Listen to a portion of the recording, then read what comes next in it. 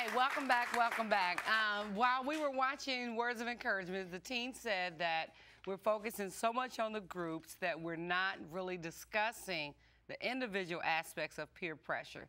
So in closing out this last segment, I'm going to go ahead on and let them give their closing comments regarding the individual aspects of peer pressure, right?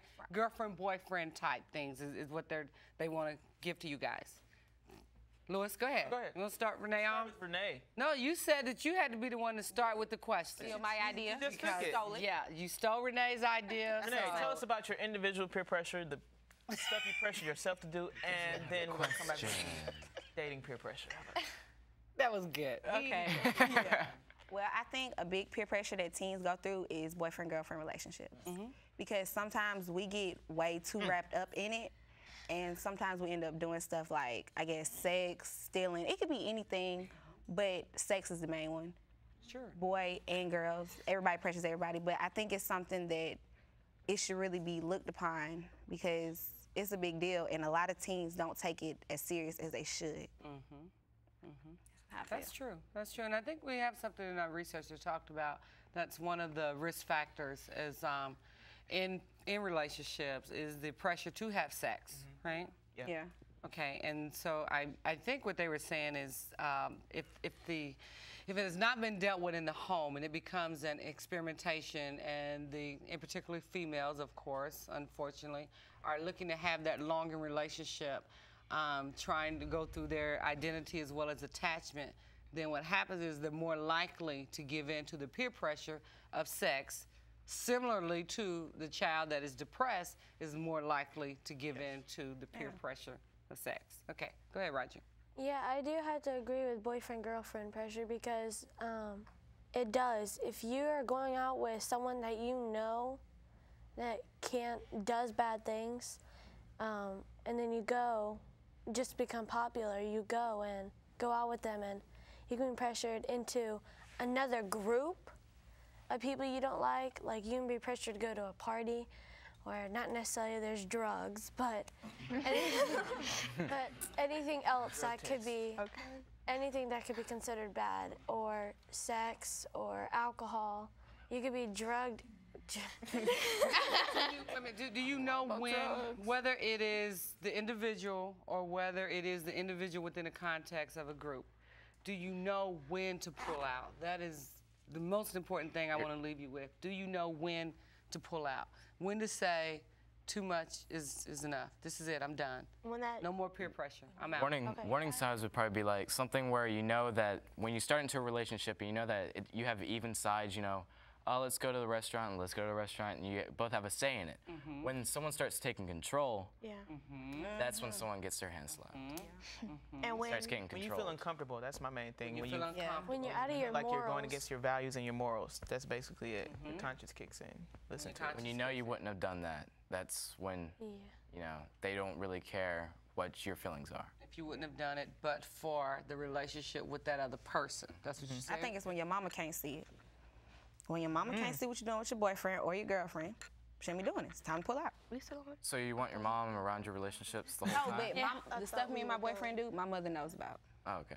Good for you. So it's like most of it she knows about. Most of it. Most of it. Most of it. And what do you and your boyfriend do? Keep it on the low. But I was just Shazam. Okay. Okay, Carol, come on, jump in here. Well, I definitely think that people get pressured in relationships. Like, their friends also, like, might be doing some stuff and telling you, like, you should do it, come on, like, alcohol or stuff like that. And I think that you should do what you feel is right, not what other people think is cool. When do they pull out? When you pull out of something, when it gets really bad, you have to pull out. Like, if something really bad happens. Hurtful to you? Yeah, or make somebody else When that behavior sad. makes you sad or the other person sad. I just want to say, like, we keep saying, like, people would go up to you and be like, oh, you should do this. People don't do that. If you are, you know, especially if you're just coming into a new group or something, they do actions, and that's what it's like monkey see, monkey do type Like thing. indirectly. Yeah. Right. They're not gonna be like, let's go do drugs. They're gonna be some of them doing. do. Sometimes Yes, it's some of directly them and will. sometimes it's They're going, indirect. right. Yeah, they pull you in. Look at media's image. You know, media doesn't tell you to go. Right. I mean, sometimes they will tell you, but the overall media has a very big image on society because Exactly. whatever media is talking about, that's pretty much what people are. Because But they know that everybody else is doing that. Basically. They're not The being comfort told that, zone. but they know. But you have to remember that with the media and any other institution, that they're using symbolisms, they're using imagery, they're using symbolic. That's symbolic imagery. Those are the things that they're using. They're not necessarily using peer pressure. They like to have the rappers sell you something, tell you what to do. Yeah. They like to have entertainers that they think you look up to. That's totally different than the normative day-to-day peer pressure. I don't want us to get too caught up in the conclusion, the last segment, and y'all jump me to a whole nother show and we'll be here for another hour.